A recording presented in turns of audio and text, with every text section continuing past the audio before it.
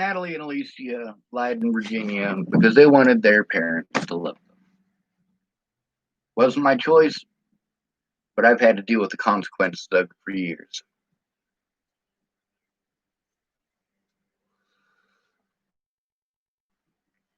I shouldn't have had to break the law. Now, let me tell you about this here situation. A lot of people wanted to jump on the hateful bandwagon because Natalie and Alicia lied. Because they lied to their parents. They didn't just lie to their parents, they lied to Maddie Boa.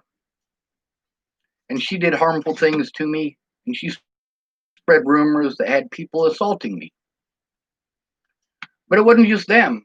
It's also Tim Beeson, Maverick Constantine, and many others jumped on the hateful bandwagon. But it's all right. I have evidence. It's okay to prevent me from showing evidence because I have a penis. Now, when Natalie disappeared, people wanted to accuse me of killing her. They also wanted to assault me repeatedly, and the cops wouldn't do a goddamn thing about it. It's out of my jurisdiction. Bitch, it's in Boulder, the city of Boulder. I was assaulted in the city of Boulder. That is in your jurisdiction, bitch. Didn't fucking matter, though, did it?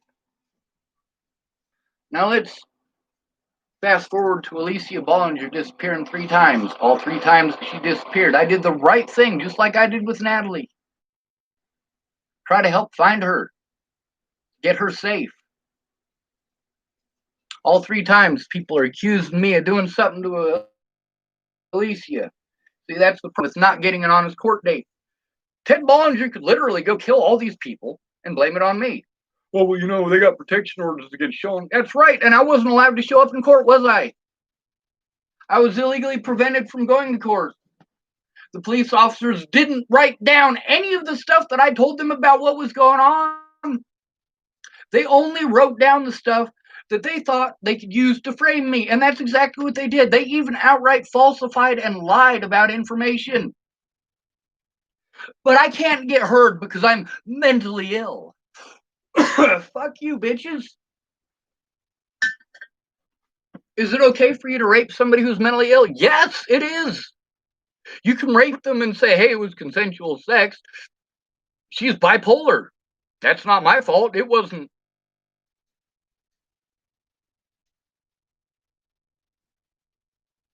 Froze up again. You call somebody mentally ill, you can do whatever they want.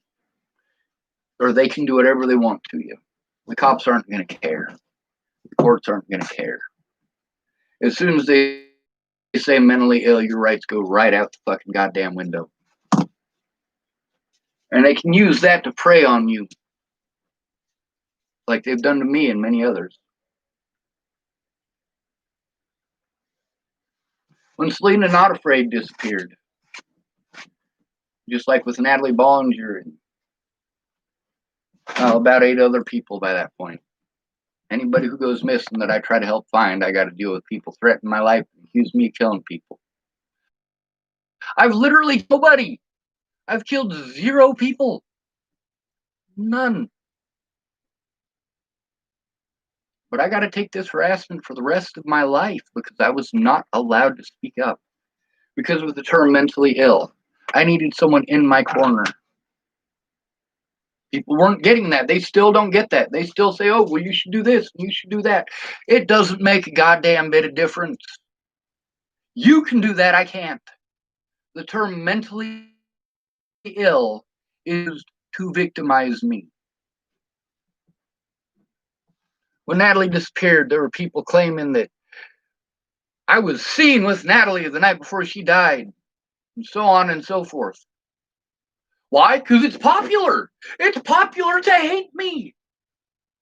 It's popular to slander me now. If somebody does something fucked up to me, all they gotta do is say, well, look at his history, even though it's all fucking manufactured.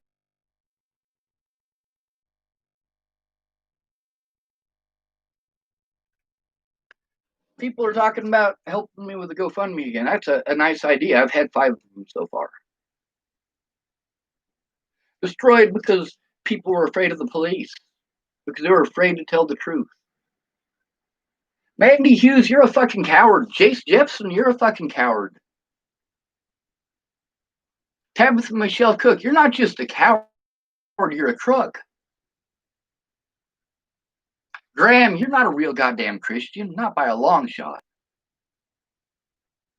When Selena Not Afraid disappeared, I got to deal with some more of that bullshit. People claiming that they saw me up there in Montana while I was literally the house that's 30 feet from me. In that house all night long. And some woman, some Native American woman, does that mean that she's evil? Does that mean that she's good? No, she's just a person. But Selena Not Afraid was Native American. And, well, you take care of your own, right? You won't take care of black people because they're not your own. But black people take care of their own, and they're not taking care of you because you're not black.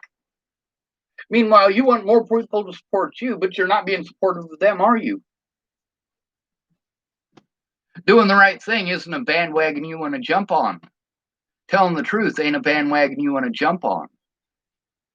So there's that claiming that I had picked her up and she had to throw herself out of my vehicle. I don't even have a vehicle. How could I pick somebody up in Montana when I'm in Chapel, fucking Nebraska? Good fucking question. Now, why did that woman slander me that way? The fucking bandwagon. It's a popularity thing. Oh my God, he's such a terrible person. Why? Because all you get to see is the slander. They say the truth will set you free. Not if you're not allowed to show it. Not if they can call you mentally ill and prevent you from being able to take care of yourself, prevent you from making a report. Now, the cops in this town have given me paperwork. They've given me actual police fucking things that I can fill out. And that's nice and dandy. But at the same time, you see how those cops treat me when I go in person. What the fuck is writing another fucking report gonna do? They haven't done shit about the 6 or 7 reports I've already turned into them.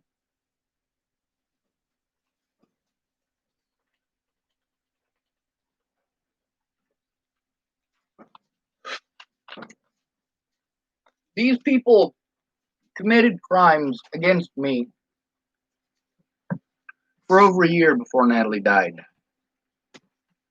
And I didn't commit those crimes back at them.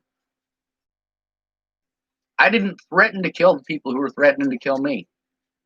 Not until August of 2018. After literally hundreds of threats that the cops don't give a fuck about. After dozens of assaults that the cops don't give a fuck about. I literally need someone to go in with me. Who gives a shit? Laura Nelson doesn't want to talk to the cops. She's scared of public opinion. She is friends with many of my predators in this town. And most of those people weren't predatory towards me until Natalie died. A lot of them were. I mean, Amanda and Lana, they used the fuck out of me. For damn surely. The entire time they lived here. But you know what? I was glad to have somebody to hang out with, glad to have somebody to smoke pot with, glad to have somebody to talk shit with. And they had dogs.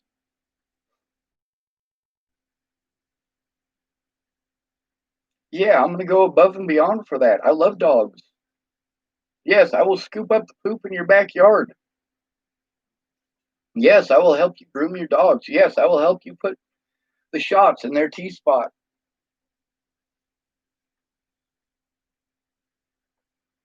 But it's the popular bandwagon. It became popular to hate me because of slander, and by preventing me from showing the truth, preventing me from showing, preventing me from even going to my court dates, bringing false charges on me for things that you did.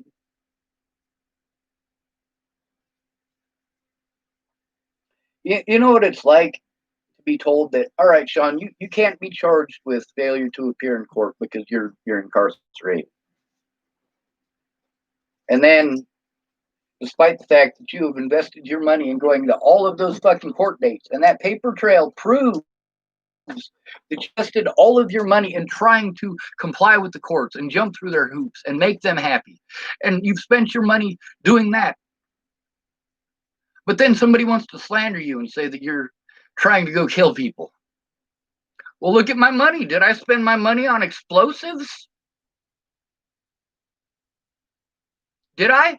Did I go buy a fucking 80-pound tub of black powder? Have I been manufacturing things that blow up in here? No.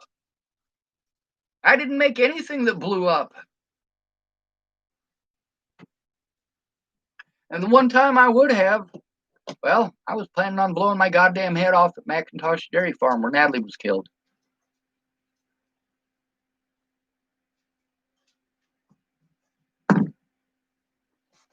Somebody's got to do the right thing because it's the right thing to do. I don't always know the right thing to do, but I do my goddamn best. Between praying to God and getting off my ass, you Christians are lazy bitches. I do mean that. I'll pray for you. I'll pray for you. That's right. Just like you prayed for my friends that are homeless in Colorado, right? You know what it is that prevented my loved ones in Boulder, Colorado from fucking freezing to death? It wasn't God. It was my goddamn blankets. I passed out those fucking blankets for 7 years. Yes, they're illegal. Yes, I knew that it was illegal for them to use it. But you know what? I didn't want to see them dead. Hearing about Quake dying, that fucking tore my shit up.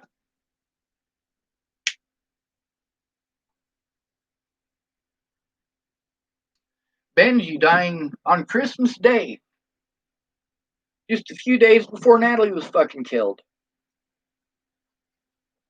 That tore me up. All of these deaths tear me up, but none of them nearly as bad as Natalie.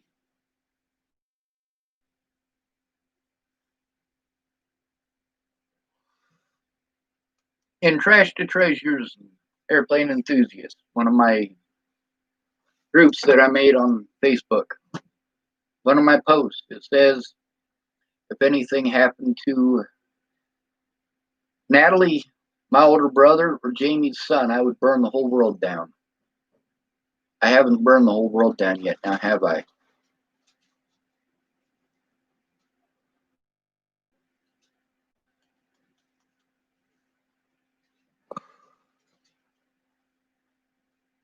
I took that evidence everywhere that I went, to every court date,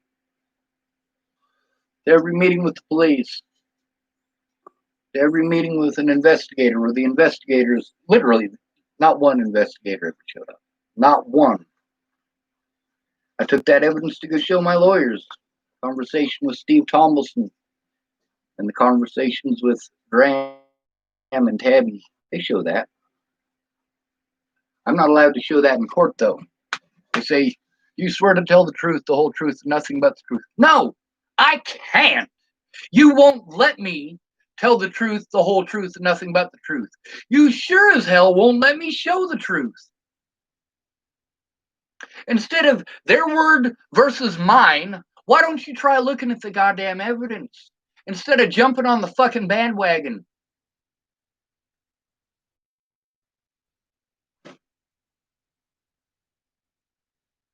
Over 60 people have harassed me, or not necessarily 60 people. Over 60 phone numbers have harassed me over Jamie Curtis. Over 60. That's what happens when you expose a woman when she does something fucked up. Women are vengeful creatures. We teach them to be that way. When a woman does something fucked up, we're supposed to just accept it. It's a man's fault when a woman does something fucked up. It's also a man's fault when a man does something fucked up. No matter what, it's the man's fault. And then all these people want to alleviate all of the pressure and blame on them as if they never did anything wrong. These are people with positions of power.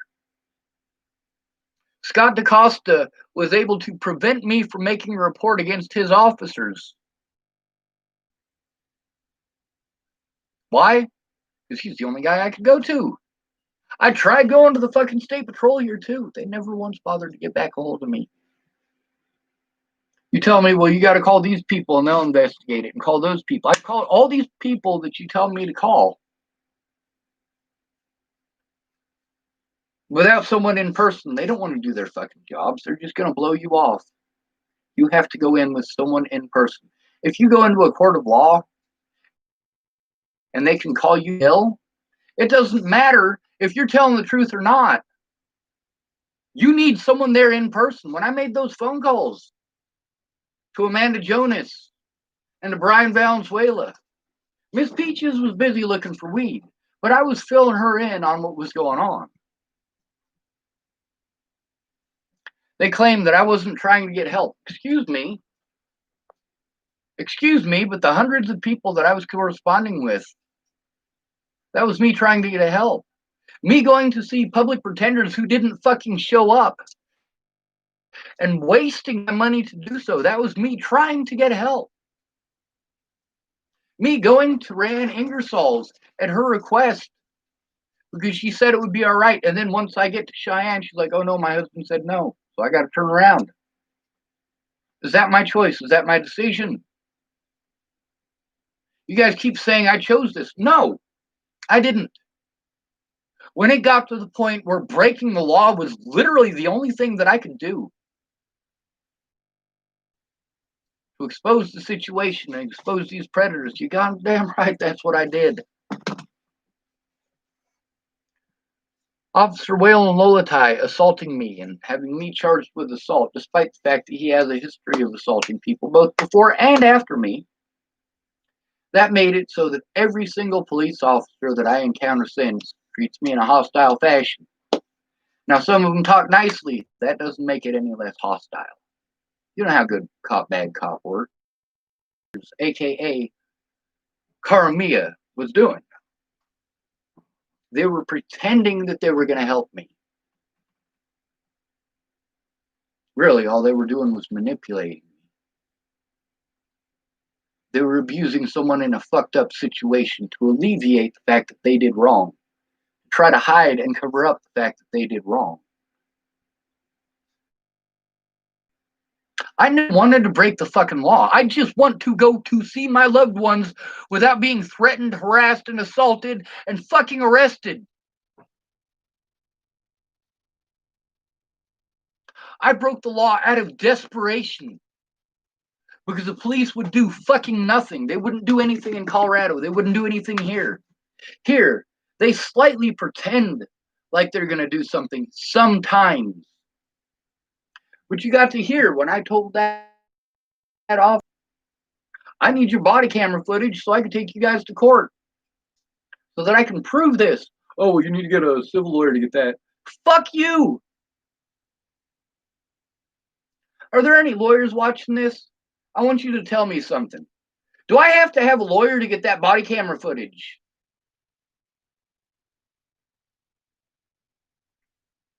I need help. I'm overwhelmed. There's too much for me to do.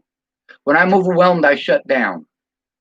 I told that to the officers in Natalie's case, not because I wanted them to abuse it, but because I wanted them to get the most useful information out of me that they could so that they could find Natalie. Or possibly her killer. At that point in time, I was worried shitless that Ted Bollinger killed his daughter because I exposed him with her email. I was also worried that Tim Beeson had fucking killed her because Natalie wouldn't fucking date him. But if you look at the messages between Tim and I, you realize pretty goddamn quick. While he was claiming that he didn't start dating her until she was 19, he didn't start dating her until 2017 and so on and so forth. He admits in our messages between each other that he was dating Natalie when she was underage.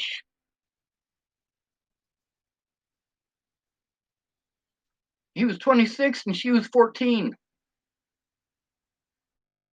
You want to 299 Iris, Broomfield, Colorado.